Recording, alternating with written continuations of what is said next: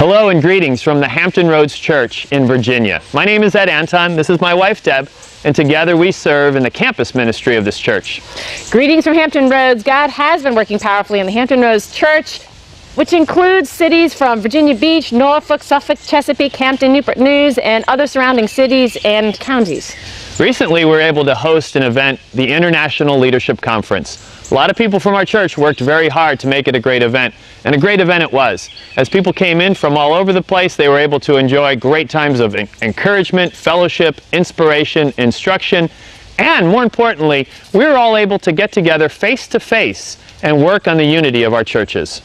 I was especially encouraged by the number of women disciples that literally traveled from around the world to come together, encourage each other, build each other up, fight for unity, and to strengthen the women's ministry around the world. We had a new ministry that was at the event. It's the online ministry of the Hampton Roads Church. They were there with their cameras, with their notepads, with their recorders, and they recorded some of those great moments. We'd like to share them with you now.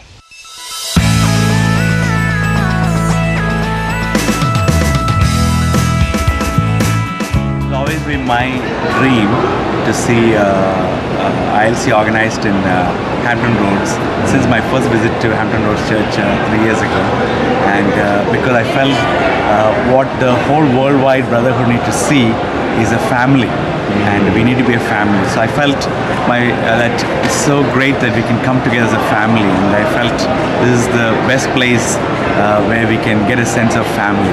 Just being reminded that we are set apart, and that we need to be believers of that, and really have convictions of that, and really stand on the word to have that conviction and have that truth that we are to be set apart from the world, and how we're living, how we're leading, how we're encouraging our people, and not being afraid to say that and to live that out. The thing I'm most excited about is just the fact that there are so many leaders here. You know, I think 3 or 4 years ago, maybe 4 years ago, it would have been hard. You know, there was a lot of skepticism, but it's great to see that the brotherhood is again uniting. Because where I'm from in Australia, we're hit pretty hard, and so the unity isn't really there the way it needs to be. It's not like what I'm seeing here. And that's what we need to do. The world is a huge place, and Jesus said, go and make disciples of all nations, not just go and make disciples of your neighborhood. And so I think a conference like this reawakens people to the mission of seeing the world saved and making sure that everybody gets to hear about Jesus. It's just so inspiring to be part of a worldwide brotherhood with this common mission of changing the world one soul at a time for Christ.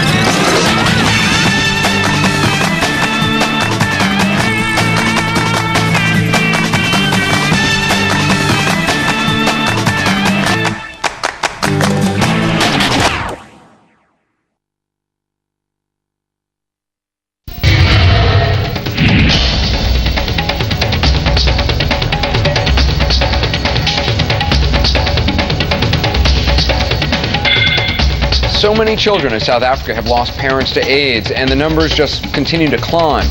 In a country of roughly 48 million, more than 5 million South Africans are infected with HIV. The epidemic has decimated families, leaving hundreds of thousands of children with responsibilities that no child should have to shoulder. Again, here's CNN's Jeff Koinange. 17-year-old Busi Dlalu is a single mother of one, and like any young mother, struggles with the new challenges of caring for her 7-month-old son. It's always mealtime here in her small shack. It's when little mouths are hungry that Busi feels the weight of the crisis that surrounds her. She is a surrogate mother of 5 orphan siblings. Their mother died of AIDS more than a year ago, leaving a heavily pregnant Busi in charge of a household of hungry mouths ranging in age from 1 to 15. She's a child raising children. Yes, I used to cry every day. The hardest thing when I wake up in the morning, the children come to me.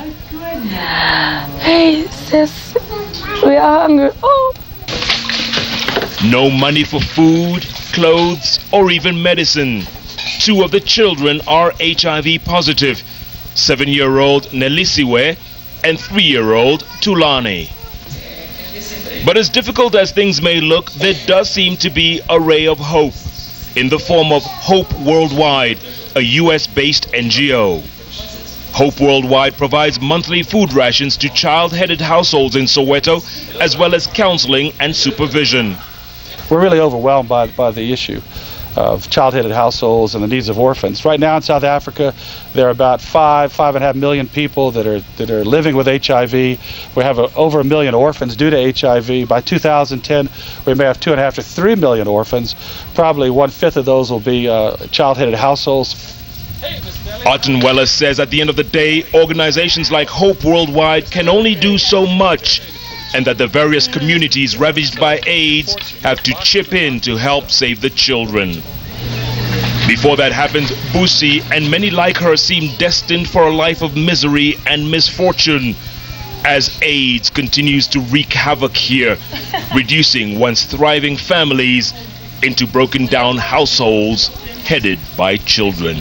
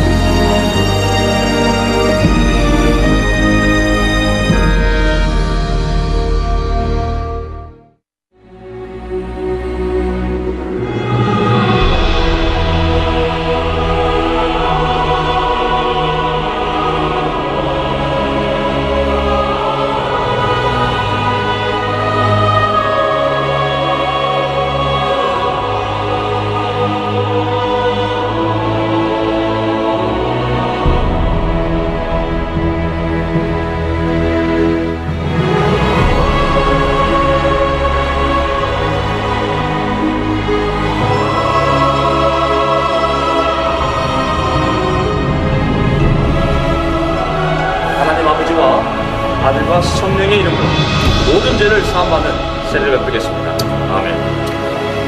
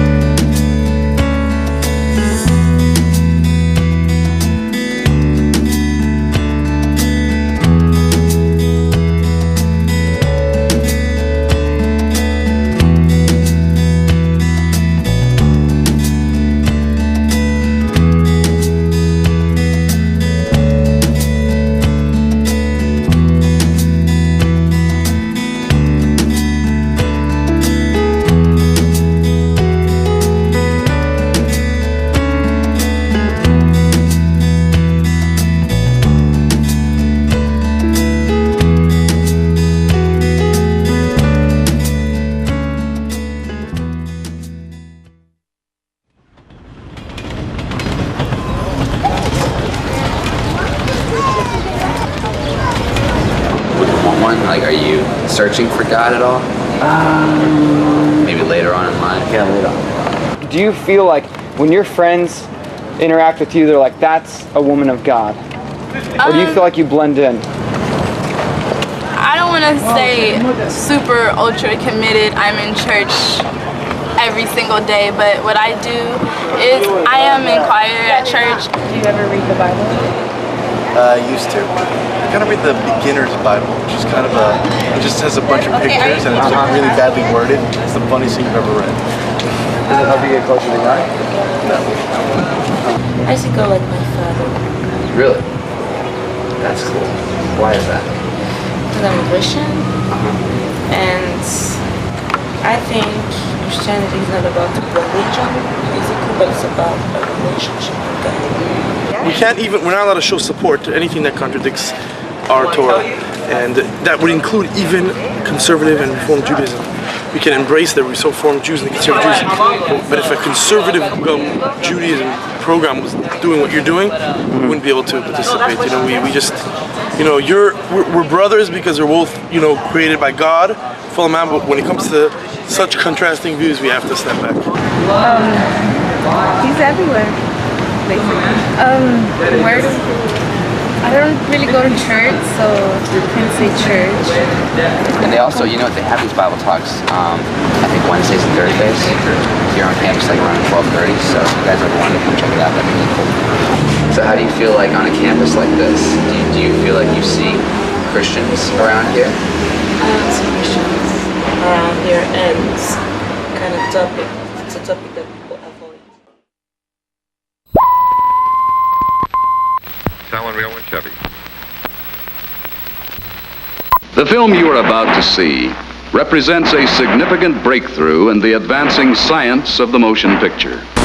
Are you the next Spielberg, Lucas, or Scorsese? Or just someone with a vision to produce an inspiring story?